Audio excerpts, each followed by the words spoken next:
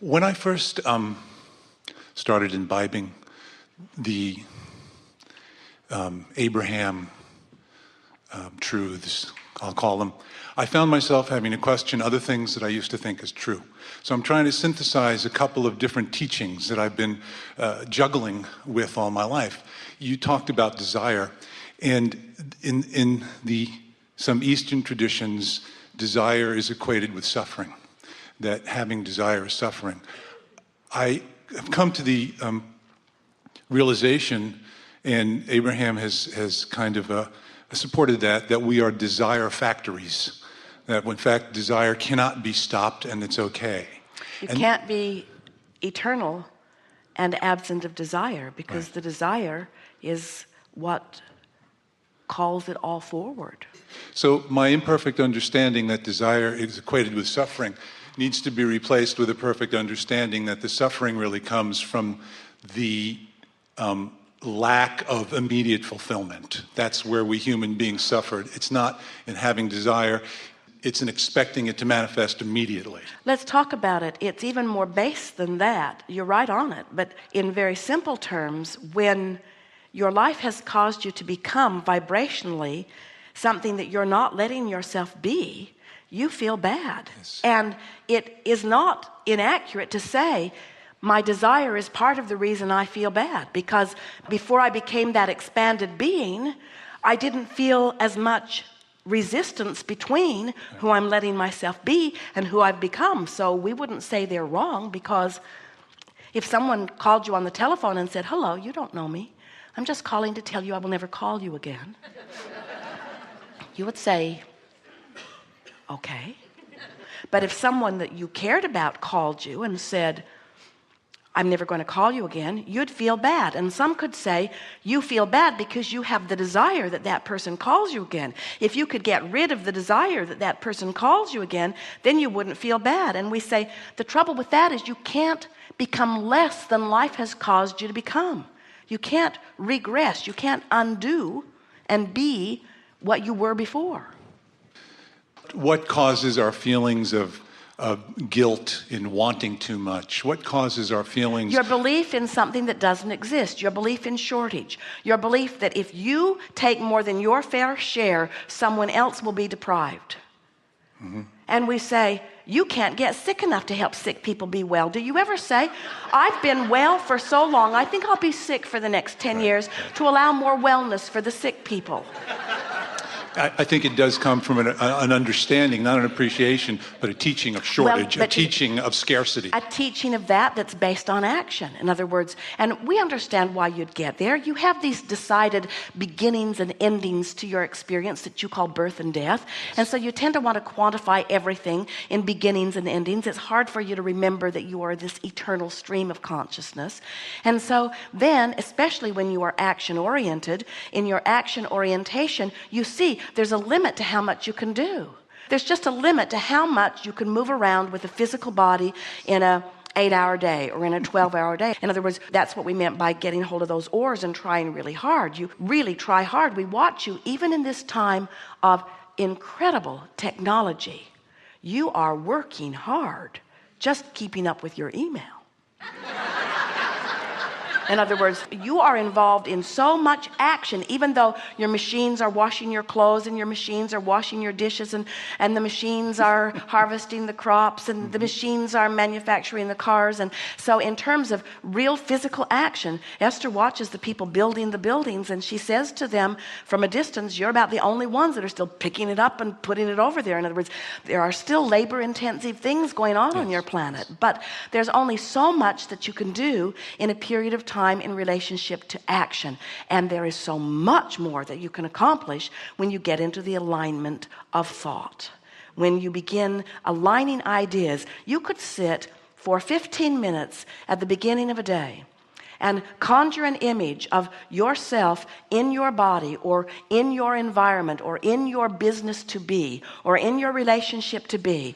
And if you could imagine it to the point that you bring yourself to some level of enthusiasm, you will have accomplished more in that 15 minutes of visualization than you could in 10 years of action. We're not kidding you. I agree. I think you're... The leverage, I the understand. leverage in alignment. But most people do not benefit from the leverage in alignment because they think about what they want and they go immediately to what they don't want. So they don't maintain enough continuity. If you hold a thought for as little as 17 seconds, law of attraction responds to it. That's the point where law of attraction kicks in. Hold it for another 17 seconds and another level of law of attraction kicks in. Do that until you've achieved alignment without resistance for 68 seconds, and you have activated the resources of the universe. And your action becomes less necessary when you do that. But most people are not aware of the power of thought or the power of energy vibration because they've been depending upon action and complaining about it too. In other words, if you're joyful in your action, then you're not contradicting your alignment. And that's what we wish for you. We want your action to be the delicious way in which you pluck the fruits of your vibrational labor. We want your labor, there isn't any, to be vibrational, to be thought, to be energy, to be amusement, to be amazement, to be appreciation. We want you to direct your thoughts with an eye to what's happening in your belly while you do it. Esther's really been on this visualization jag because she can feel this avalanche of wonderment flowing toward her.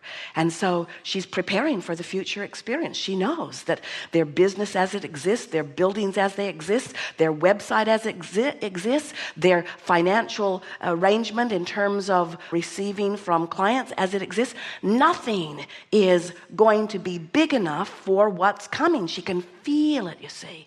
And she can't even imagine what's coming. She can feel it, but she can't even get her thoughts around it. It is so big. And so she's been lying in her bed in the morning and just trying to find the feeling place of whatever it is, feeling good when it comes. In other words, even the idea of an avalanche is like something big is coming at me and it's going to take me over. But to ride an avalanche. You think being on a surfboard is fun. Riding an avalanche is what you have intended to do from your non-physical perspective, you see. So she's been waking up early in the morning and lying in her bed while all is quiet. And she's been conjuring feelings that give her this feeling of expansiveness and this feeling of exhilaration. And she's been working to maintain only positive feelings in it, because she'll feel the positive come and then she feels a little dread seeping in, like we're not ready. And then she'll feel the positive come and then she'll feel the little bit of dread. And so she knows what she's working on, and she also knows that a little bit of dread in the avalanche of good thoughts that she's having feels very much like a sore thumb. In other words, she can feel it right away. What we want Esther to understand is she doesn't have to figure out how to do it. She only has to take pleasure in the dreaming of it.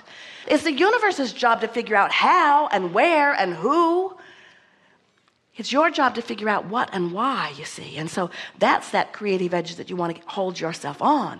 And when you start thinking about what and why, what and why, what and why, solutions to problems appear even before the problem. So you live problemless as you are moving forward in this exhilaration that you call life. It is so good. Once you begin to harness the power of your true beingness, you are less interested in action unless the action is utterly pleasing in the process, you see. You don't do stuff to make it happen. You do it because you want to do it. It's already been made to happen through the alignment of energy. And if you really want to lay this out in a way that almost without exception you can really hear that, think about the multi-billionaire who could not possibly justify his receiving of his wealth through his behavior. He's not that fast at anything. He can't manufacture that many cars in a day by himself to justify the multi-billions that he is receiving. You have to accept that there are other factors. All your life, you've seen people who seem to be doing very little thriving, and people who are working their brains out, not getting anything in terms of comparison. You just have to know, and you do, that there are other factors, and we're here to tell you the factor is vibration, and vibration is thought, and thought is power, and emotion is your indication of the alignment. Thought out of alignment, not powerful.